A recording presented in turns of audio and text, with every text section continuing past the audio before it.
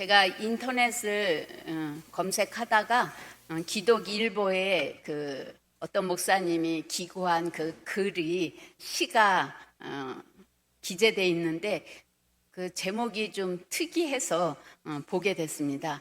3달러치의 하나님, 그런 시의 제목입니다. 그래서 윌버리스라는 사람이 이 시를 썼다고 해요. 그래서 우리 문화하고는 조금 다르긴 하지만 그래도 이 시대에 많은 그리스도인들의 모습을 담고 있지 않나 해서 여러분에게 소개하면서 말씀을 시작하려고 합니다.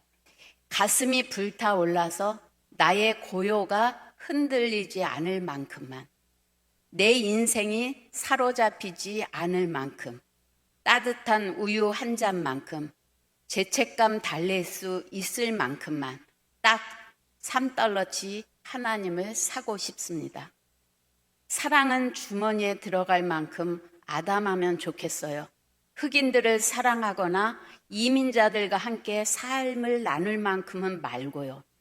심령의 변화를 가져올 만큼도 말고요. 시간이 있을 때 교회에 갈 만큼만 좋아요. 봄날의 낮잠 정도면 돼요. 변화는 말고 즐거움을 원해요. 포근한 엄마 품이 좋고요. 세상에 나가고 싶지는 않아요. 영생은 한 근 정도만 사고 싶어요. 소용 없게 된다면 무르고 싶거든요. 하나님을 3달러치만 사고 싶어요. 굳은 날 대비는 해야죠. 사람들이 나의 변화를 눈치채지 못할 만큼, 어떤 책임도 지지 않을 수 있을 만큼, 사람들이 나를 괜찮다고 할 만큼만 하나님을 3달러치만 살 수는 없을까요? 하나님을 믿지만 하나님 때문에 자신의 삶이 방해받지 않을 선에서 신앙생활 하기를 바라는 오늘의 많은 그리스도인들을 꼬집은 시인데, 왠지 이 시를 읽으면서 씁쓸함이 마음에 왔습니다. 오늘 본문은 두 집안의 신앙의 모습을 대조적으로 보여줍니다. 한나의 집안과 엘리 집안의 그 집이 어떻게 하나님을 섬겼고 어떤 결과를 맞이했는지 극명하게 대조적으로 보여주고 있습니다. 사무엘상 1장 10절에서부터 11절까지 보면 한나에게는 큰 삶의 문제가 있었는데 그것은 자식이 없는 문제였습니다. 우리도 인생을 살다 보면 크고 작은 문제 앞에 봉착할 때 여러분은 어떤 태도를 취하십니까? 오늘 한나는 이 낙심하고 절망할 수밖에 없는 자녀 없는 서러움을 하나님 앞에 가지고 나가서 하나님 앞에 이 문제를 올려드리면서 하나님이 이 문제를 해결해 주시면 내가 귀하게 얻은 아들을 하나님을 섬기도록 하나님께 거룩하게 구별해서 드리겠습니다. 서원 기도를 드립니다. 그리고 사무엘상 1장 20절에 보면 한나가 임신하고 때가 이름에 아들을 낳아 사무엘이라 이름하였으니 이는 내가 여호와께 그를 구하였다 함이더라. 오늘 한나는 자신의 삶의 문제 속에서 침몰하는 것이 아니라 하나님께 가지고 나가서 하나님과 씨름하고 하나님께 기도해서 응답 받은 다음에 그 응답의 간증을 하는 것을 볼 수가 있습니다. 그리고 하나님께서 응답한 이후에 한나의 태도가 남과 다르다는 걸 볼 수가 있습니다. 사무엘상 1장 27절에서 28절입니다. 이 아이를 위하여 내가 기도하였더니 내가 구하여 기도한 바를 여호와께서 내게 허락하신지라. 그러므로 나도 그를 여호와께 드리되 그의 평생을 여호와께 드리나이다 하고 그가 거기서 여호와께 경배하니라. 오늘 한나는 서원한 대로 아들을 하나님께서 선물을 주셨을 때 정말 눈에 넣어도 아프지 않은 그 아들을 하나님께 기꺼이 드리고 구별해서 제사장 가문이 아니지만 제사장의 길을 가도록 구별해서 하나님께 바치는 것을 볼 수가 있습니다. 우리는 문제를 가지고 하나님 앞에 나가서 열심히 기도했다가 응답이 되면 우연히 됐겠지, 어쩌다 보니까 운이 좋아서 나에게 이렇게 됐을 거야, 그리고 하나님께 그 모든 영광을 돌리지 않는 게 또 우리들의 모습이기도 한데 오늘 한나는 철저하게 문제가 응답됐을 때도 그가 약속한 대로 하나님 앞에 이행하는 모습을 보게 됩니다. 사무엘상 2장 18절에서부터 21절까지 보면 성전에 바쳐진 그 사무엘을 위해서 1년에 한 번씩 절기에 제사를 드리러 갈 때마다 에봇 옷을 지어서 그 사무엘에게 입혔다고 나와 있습니다. 이거는 한나가 그 아들의 거룩한 직임을 얼마나 소중하게 여기고 지극정성을 다해서 섬기고 하나님을 경외했는지의 한 모습이라고 볼 수가 있습니다. 오늘 한나는 상황에 떠밀려 아들을 드린 게 아니라 하나님의 은혜에 감사해서 정말 감사함으로 하나님을 경외함으로 그 아들을 드리고 헌신한 모습을 보게 됩니다. 나중에 이 사무엘은 장성해서 이스라엘 국가를 이끌어가는 참다운 선지자로서 정말 모범적인 그런 사명을 감당하는 귀한 일꾼으로 세워진 것을 볼 수가 있습니다. 반대급부로 엘리 제사장의 가문이 나옵니다. 오늘 엘리는 사무엘과는 대조적으로 제사장 가문입니다. 태어나면서부터 제사장 집안입니다. 그리고 그 자녀는 사무엘과는 전혀 다른 대조적인 모습을 보게 됩니다. 제사장 엘리의 아들은 홈리와 비누하스입니다. 근데 이 두 아들은 제사를 드리러 온 백성들의 재물을 중간에서 가로채는 모습을 보게 됩니다. 사무엘상 2장 13절에서 16절까지 보면 율법에 백성들이 제사 드리기 위해서 재물을 가지고 왔을 때 갈고리가 하나가 달린 거로 건져서 그 걸린 고기를 하나님이 주신 거로 받아들이고 그것을 먹게 돼 있어요. 그러니까 어떤 게 걸릴지 몰라요. 어떤 부위가 걸릴지 모르지만 어떤 게 걸려도 그것은 하나님이 공급하시는 거라는 의미로 받아들이게 돼 있는데 이 홈리와 비느하스는 갈고리가 하나가 아니라 3개가 달린 갈고리를 가지고 건져서 자기 입맛에 맞는 것을 건져서 먹으려고 했고 그 다음에 물에 빠지지 않고 하나님 앞에 드리기 전에 자기네들이 구워 먹기에 기름이 적당히 있고 맛있는 부위를 먼저 가져오게 해서 하나님 앞에 드리는 제사를 경홀히 여긴 그러한 모습을 보게 됩니다. 그들은 또한 성전에서 섬기고 있는 여인들과 동침하는 죄를 범하게 됩니다. 근데 왜 이들은 이렇게 하나님 앞에서 가증한 범죄를 밥 먹듯이 그렇게 할 수 있었을까? 오늘 사무엘 기자는 사무엘상 2장 12절에서 엘리의 아들들은 행실이 나빠. 행실이 왜 나빠요? 여호와를 알지 못하였더라. 하나님이 어떠한 분인지 알지 못했기 때문에 자기들의 입맛대로 자기네들의 편의대로 하나님을 섬겼던 것을 볼 수가 있습니다. 사무엘상 2장 17절에는 이 소년들의 죄가 여호와 앞에 심히 큰데 그들이 여호와의 제사를 멸시하였음이라. 오늘 사무엘 기자는 홈리와 비느하스가 범죄하게 된 원인은 한마디로 하나님이 누군지 몰랐다는 거예요. 그리고 하나님을 모르니까 당연히 하나님 앞에 드리는 제사도 멸시하는 행위를 거침없이 행했다고 그렇게 이야기를 합니다. 그러면서 그 범죄의 결과로 말미암아 사무엘상 2장 30절에서는 그들이 대대로 제사장 가문이지만 이제 내가 너희를 제사장 가문에서 빼버릴 거야. 다른 제사장을 일으켜서 내가 나를 섬기게 할 거야. 나는 어떤 사람이냐, 어떤 하나님이냐, 나를 존중히 여기는 자를 존중히 여기고 나를 멸시하는 자를 내가 경멸할 거야. 하나님이 하시는 말씀입니다. 오늘 하나님의 제사를 멸시하는 두 아들도 문제지만 그것을 하나님의 말씀으로 바르게 훈계하지 못한 제사장 엘리의 죄도 큽니다. 사무엘상 2장 24절 우리 한 목소리로 읽겠습니다. 내 아들들아 그리하지 말라. 내게 들리는 소문이 좋지 아니하리라. 너희가 여호와의 백성으로 범죄하게 하는도다. 엘리 제사장은 하나님 앞에 제사를 어떻게 드려야 되는지 누구보다도 잘 아는 사람이에요. 오늘 엘리 제사장의 아들들이 하루만 이렇게 하나님 앞에 범죄한 것이 아닐 겁니다. 엘리 제사장도 그들이 어떤 제사를 드리는지 그들의 범죄가 무엇인지 알고 있었어요. 근데 오늘 엘리 제사장은 백성들의 소문이 좋지 않기 때문에 자식들을 지적합니다.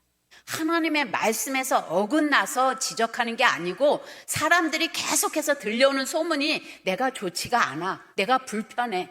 그래서 자식들을 불러서 너희들 소문이 좋지 않아. 그렇게 이야기를 합니다. 사람들이 재물을 가지고 하나님 앞에 거룩하게 제사 드리러 오는데 중간에서 가로채니까 사람들이 얼마나 불만을 토로했겠어요. 그러니까 사람들을 피해를 입어서 하소연하는 그 소리 때문에 자식을 남으라는 거지, 하나님이 말씀하신 그 기준에 어긋나기 때문에 훈계하는 게 아니라는 거예요. 오늘 사무엘 쓴 이 기자는 엘리의 태도에 대해서 뭐라고 진단했느냐? 사무엘상 2장 29절에 너희는 어찌하여 내가 내 처소에서 명령한 내 재물과 예물을 밟으며 내 아들들을 나보다 더 중히 여겨 내 백성 이스라엘이 드리는 가장 좋은 것으로 너희들을 살찌게 하느냐? 오늘 엘리의 죄는 뭐냐? 하나님보다 네 아들들을 더 중하게 여겼다는 거예요. 여기 너희들을 살찌게 하느냐? 오늘 홈리와 비누아스만 제물로 드리는 그 고기를 가로채서 살찐 게 아니라 너도 살쪘다는 거예요. 너도 그렇게 먹었다는 거예요. 제사장이면서 하나님 앞에 거룩하게 구별해서 드려야 될 그 제물을 너희도 갈취해서 너도 배부르게 먹어서 살쪘다고 오늘 그렇게 진단을 하는 겁니다. 오늘 한나의 가문과 엘리 제사장의 가문의 차이는 뭐예요?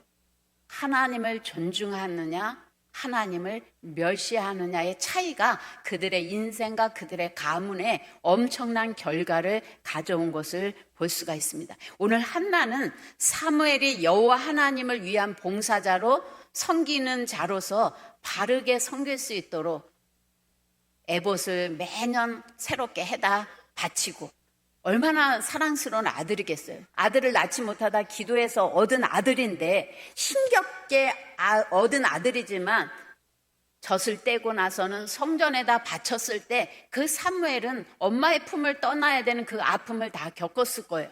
그리고 왜 내가 성전에 바쳐져야 되는지도 다 들었을 거예요. 오늘 사무엘은 한나의 헌신과 봉사에 얼마나 하나님을 경외하고 하나님을 위해서 헌신하는지를 사무엘은 목도했어요. 그 어머니의 신앙의 모습을 통해서 이 사무엘은 하나님을 경외하는 것이 어떤 것인가를 피부로 느끼면서 살게 됐다는 거죠. 근데 반대로 엘리 제사장의 아들들은, 엘리 제사장이 하나님의 말씀을 얼마나 가치 있게 여기고 하나님을 얼마나 존중히 여기는지를 그들의 삶 가운데 보여주지 못했어요. 왜? 대대로 제사장의 직분을 값없이 받았어. 그냥 주어졌어.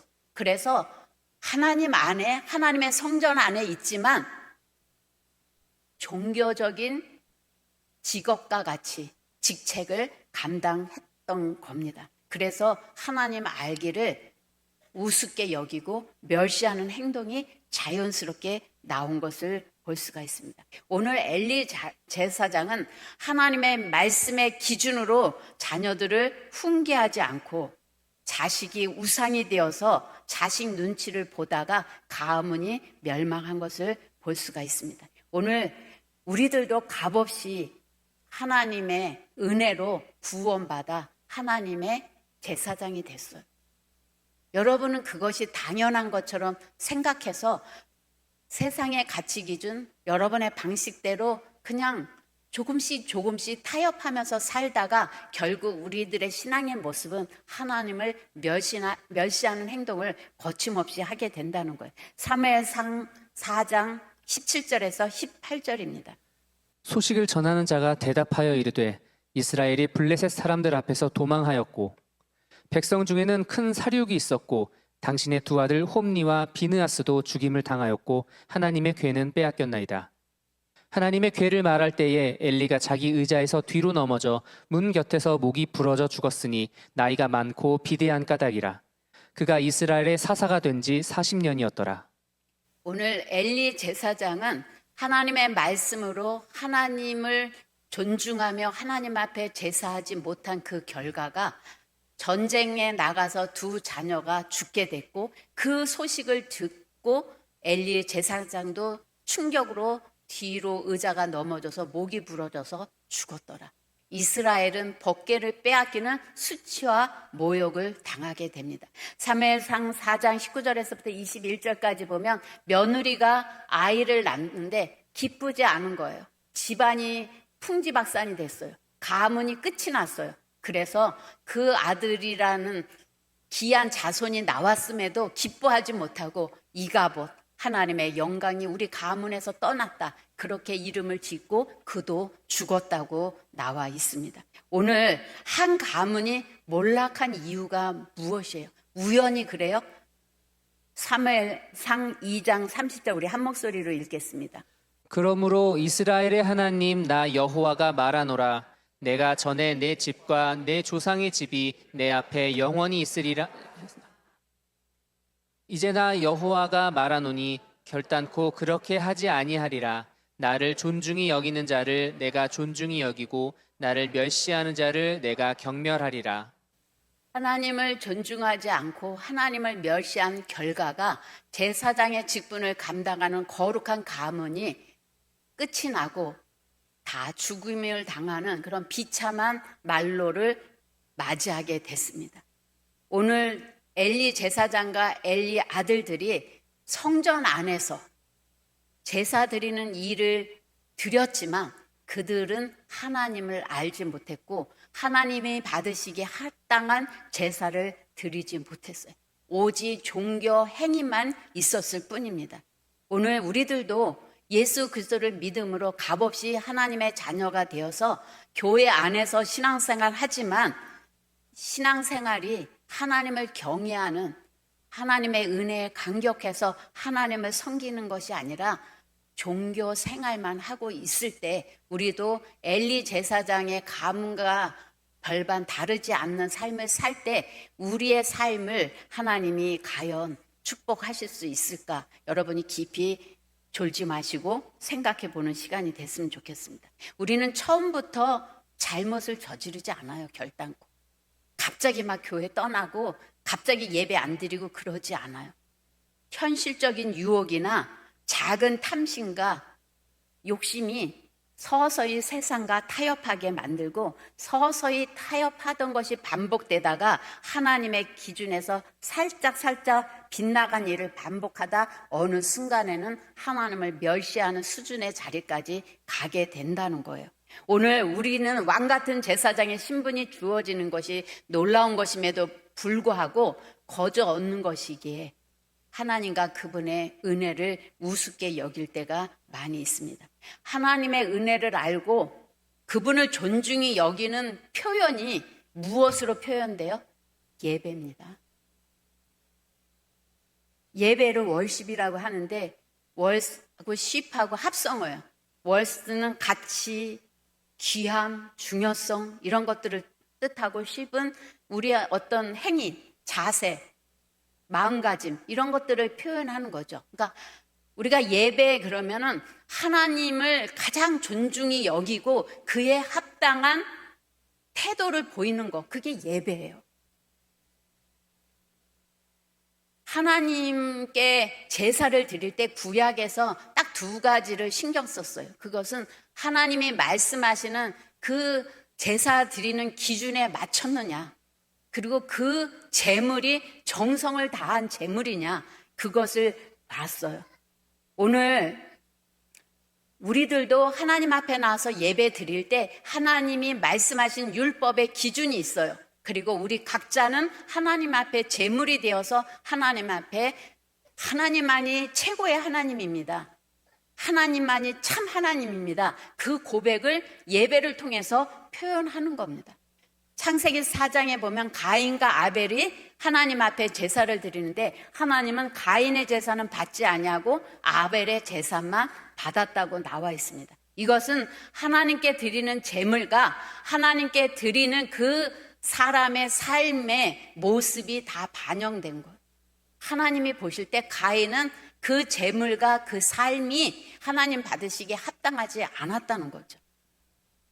요한복음 4장에 보면 사마리아 여인이 삶의 힘겨운 문제 가지고 고민하다가 예수님을 만난 다음에 예배에 관심을 갖게 됐어요. 어디서 예배를 드려야 됩니까? 그랬더니 예수님이 예배는 장소의 문제가 아니야. 예배의 자세가 중요해. 그래서 4장 24절에 하나님은 영이시니 예배하는 자가 영과 진리로 예배할지니라. 오늘 하나님을 인격적으로 만났다고 한다면 우리의 마음속에 공통된 현상은 뭐냐? 하나님을 찬양하고 싶은, 하나님 앞에 예배하고 싶은 갈망이 있는 거예요. 그 마음이 없다면 여러분 하나님을 알지 못하는 거예요. 오늘 엘리의 아들들이 하나님을 알지 못하고 하나님을 멸시했다고 진단한 것처럼 둘 중에 하나예요. 하나님을 알지 못하든지 하나님을 세상 것에 비교했을 때 가치 있다고 느끼지 않기 때문에 멸시하는 거죠. 구약의 제사는 신약의 예배의 모형이에요. 오늘 예수님이 십자가에 못 박혀 돌아가심으로 말미암아 우리는 하나님 앞에 우리가 산 제물이 돼서 그 은혜에 감격해서 하나님을 예배하는 거예요. 근데 언제부턴가 내 편의대로 예배 드려요. 내 기분 내키는 대로 예배 드려요. 내 방식대로, 내 생각대로 세상과 적당히 타협하면서 예배 드린다는 거죠. 그러한 모습이 우리만 있는 게 아니라 말라기 시대 때도 있었어요. 그래서 말라기 1장 8절입니다. 만군의 여호와가 이르노라 너희가 눈먼 희생 제물을 바치는 것이 어찌 악하지 아니하며 저는 것 병든 것을 드리는 것이 어찌 악하지 아니하냐. 이제 그것을 너희 총독에게 드려보라. 그가 너를 기뻐하겠으며 너를 받아주겠느냐. 오늘 하나님 앞에 드리는 제물은 구별돼서 하나님이 요구하시는 수준에 맞춰서 드려야 되는데 쓰다 남은 거, 병들은 거, 필요 없는 거, 아깝지 않은 거 그것들을 가지고 하나님 앞에 예배 드릴 때 하나님이 그 제물을 받으시겠느냐. 말라기 1장 10절 만군의 여호와가 이르노라 너희가 내 제단 위에 헛되이 불사르지 못하게 하기 위하여 너희 중에 성전문을 닫을 자가 있었으면 좋겠도다. 내가 너희를 기뻐하지 아니하며 너희가 손으로 드리는 것을 받지도 아니하리라. 니네 시간 남을 때 그냥 쓰다 남은 거 하나님 앞에 드리는데 나 그거 받고 싶지 않아. 니네들 와서 예배 드리는 거 못 드리게 문을 막을 사람이 있었으면 좋겠어. 그렇게 오늘 이야기하는 겁니다. 오늘 말라기 선지자를 통해서 하는 말은 니네가 동물들을 끌고 와서 제물을 드릴 때 아유 너무 번거로워. 이 제물 끌고 오는 게 너무 힘들어. 그리고 좀 아까워. 이거면 내가 일주일은 살 텐데 그런 인색함으로 하나님 앞에 드리는 게 나를 경외하는 거냐. 오늘 그렇게 이야기합니다. 말라기 1장 13절입니다. 만군의 여호와가 이르노라 너희가 또 말하기를 이 일이 얼마나 번거로운고 하며 코웃음치고 훔친 물건과 저는 것 병든 것을 가져왔느니라. 너희가 이같이 봉헌물을 가져오니 내가 그것을 너희 손에서 받겠느냐. 이는 여호와의 말이니라. 이재철 목사님이 설교를 하시면서 그런 말씀을 하셨어요. 구약 시대 때 하나님 앞에 가지고 가는 제물이 눈먼 건지 저는 건지 그거를 다 구별하고 준비하는 과정부터가 제사다. 오늘날 우리의 예배가 제사인데 얼마나 여러분의 마음을 준비하고 여러분의 의상을 준비하고 여러분의 시간을 준비해서 하나님 앞에 오느냐. 준비하는 과정부터가 예배다. 근데 시간 나면 오고 내가 바쁘고 힘들면 안 오고 그래서 그 목사님 요새는 다 영상으로 성경 싸주고 찬송가 다 나오니까 성경책 안 갖고 핸드폰만 가지고 나온다는 거예요. 그래서 성경 읽다가 찬송하다가 문자 틱 알람 오면은 그거 쳐다보고 알고리즘에 의해서 내가 보던 영상 뜨면 목사님 설교 지루하면 그 영상 보고 그게 눈먼 거, 저는 재물 바치는 거와 뭐가 다르냐. 전 크게 마음에 와닿았어요. 우리의 예배를 한번 돌아보세요. 하나님을 하나님으로 인정하는데 매일 늦게 와요? 하나님을 하나님으로 인정하는데 매일 와서 졸아요? 피곤해서 어쩌다 졸 수 있어요. 그러나 매일 존다면 병든 재물을 드리는 거예요. 목사님의 설교 들을 건 듣고 듣기 싫은 거는 차단하고 유튜브 봐요? 그게 어떻게 하나님을 존중하는 예배예요? 하나님을 하나님으로 인정하지 않는 예배를 드리면서도 전혀 마음에 찔림이 없어요.